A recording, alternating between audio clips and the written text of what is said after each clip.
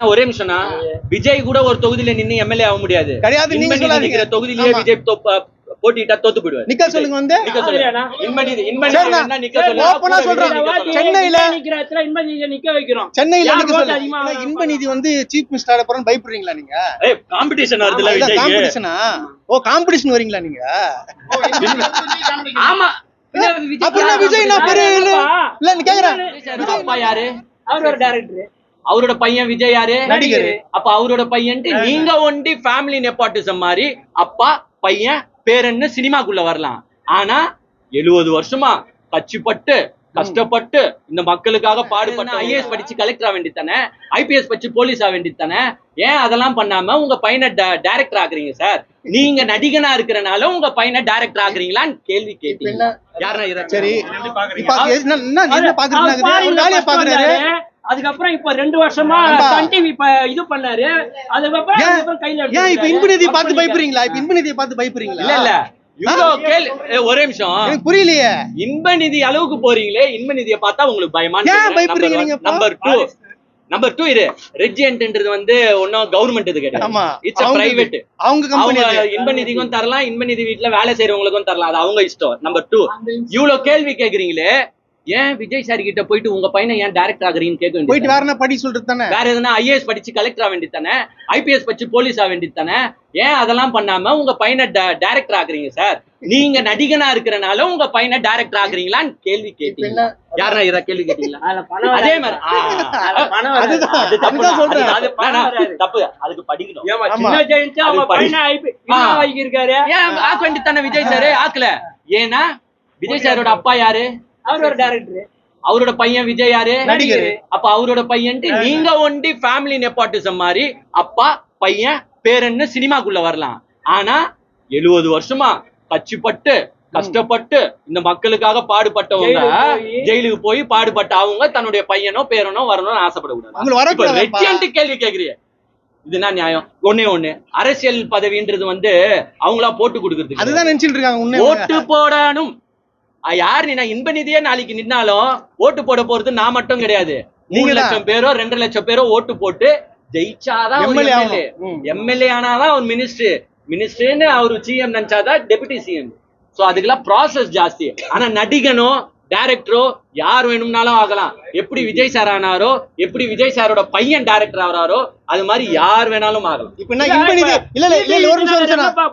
ஒரு நிமிஷம் இப்ப இன்பநிதி வந்து சீஃப் மினிஸ்டர் போறன்னு பயப்படுறீங்களா நீங்க? காம்படிஷன் வருதுல விஜய். காம்படிஷனா? ஓ காம்படிஷன் வரீங்களா நீங்க? ஆமா. அப்ப விஜய் நான் பெரிய இல்ல நீ கேக்குறேன். விஜய் என்ன பேருன்னா நான் இப்ப சொல்றேன் விஜய் கூட ஒரு தொகுதியில எம்எல்ஏவா, விஜய் கூட ஒரு ஒரே நிமிஷம்னா விஜய் கூட ஒரு தொகுதியில நின்னு எம்எல்ஏ ஆக முடியாது. கிடையாது. தொகுதியிலேயே விஜய் போட்டிட்டா தோத்து போயிடுவார். நிக்க சொல்லுங்க வந்து நிக்க சொல்லுங்க. சென்னையில நிக்க வைக்கிறோம். சென்னையில அதிகமா ஆகுறாங்க பாக்கலாமா? ஆனா ஒண்ணே விஜய் ஜெயிச்சிருவாரு கண்டிப்பா.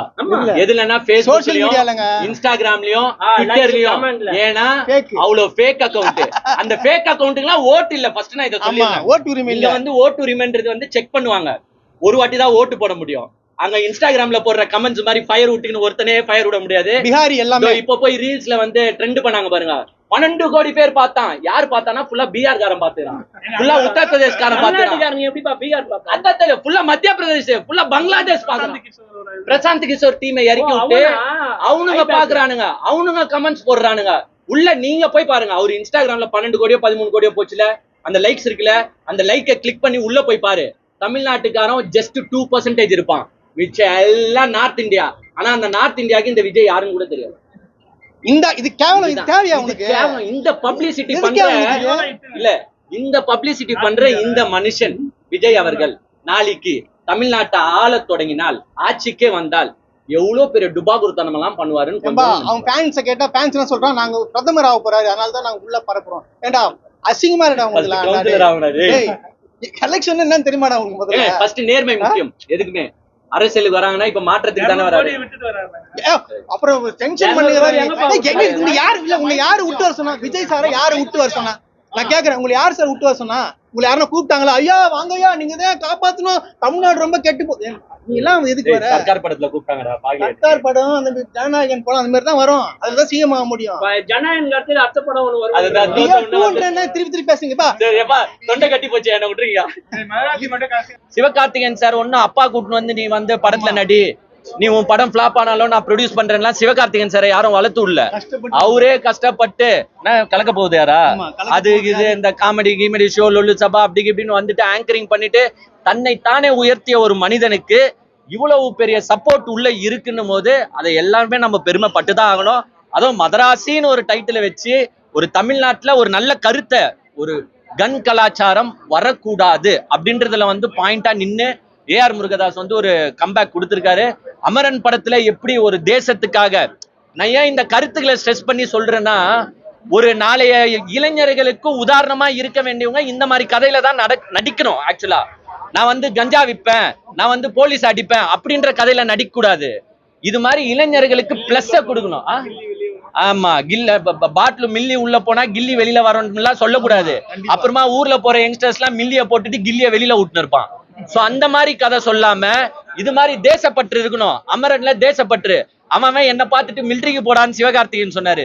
இந்த படத்துல அவன் பார்த்துட்டு இந்த கன் கலாச்சாரத்தை தமிழ்நாட்டுக்குள்ள எடுத்துட்டு வரக்கூடாது, அது வந்தா தமிழ்நாடே அழிஞ்சு போயிடும் அப்படின்னு ஒரு நல்ல கருத்து. சோ இதுக்காகவே ஜனநாயகன்ல வந்து அவர் சீஃப் மினிஸ்டர் ஆவாரு, அவ்வளவுதான். அதுக்கு மட்டும்தான் அவரே உச்ச நடிகர்னு சொல்லிப்பாரு, அவரே சீஃப் மினிஸ்டர்னு சொல்லிப்பாரு, அவரே நாளைய முதலமைச்சர் எல்லாமே சொல்லிப்பாரு.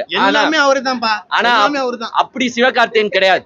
ஒரு இளைஞனுக்கு ஒரு கருத்தை சொல்லணும். அந்த மாதிரி டிரெக்டர்ஸையும் நாங்க பாராட்டுவோம், அந்த மாதிரி நடிகரையும் பாராட்டுவோம். அந்த வகையில சிவகார்த்திகேயன் சாருக்கு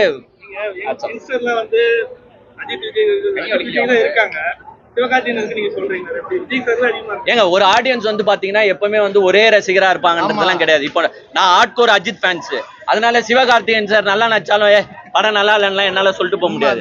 கதை நல்லா இருக்கு. அஜித் சார் என்ன சொல்றாரு, என் ரசிகனை பயன்படுத்த மாட்டேன், என் ரசிகன் நல்லா இரு.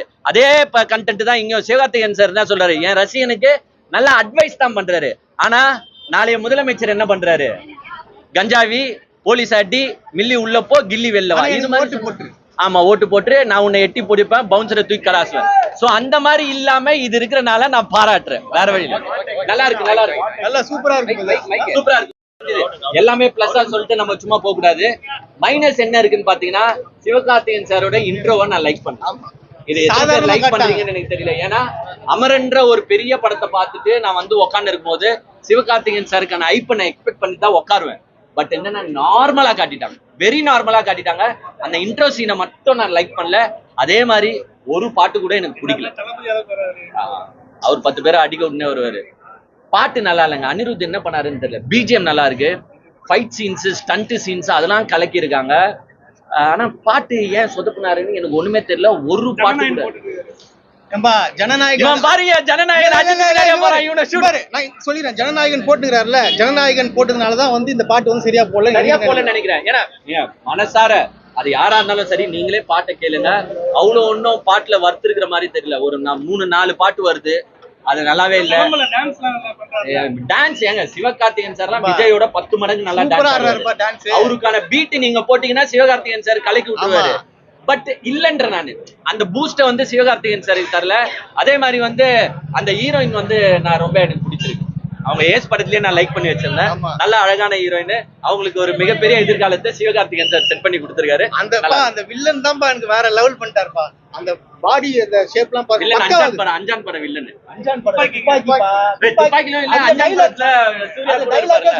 துப்பாக்கி யார்கிட்ட இருந்தாலும் நான் தான் வில்லன் சொல்லுவாங்க. இல்ல இந்த படத்துல ஒண்ணே ஒன்று தெரிஞ்சுக்கோ, சிவகார்த்திகேயன் சாருக்கு விஜய் குத்த துப்பாக்கி எல்லாம் பத்தாது, பெரிய பீரிங்கன்னே கொடுக்கணும். அந்த அளவுக்கு கெப்பாசிட்டி கண்டென்ட் உடைய ஆளுதான் சிவகார்த்திகேயன். சோ சின்ன துப்பாக்கியை குத்து அவருக்கு அதே க்ளோஸ் பண்ணிடலாம்லாம் நினைக்காதீங்க. படத்தை போயிட்டு பாரு, ஸ்டண்ட் எல்லாம் வேற மாதிரி நல்லா இருக்கு.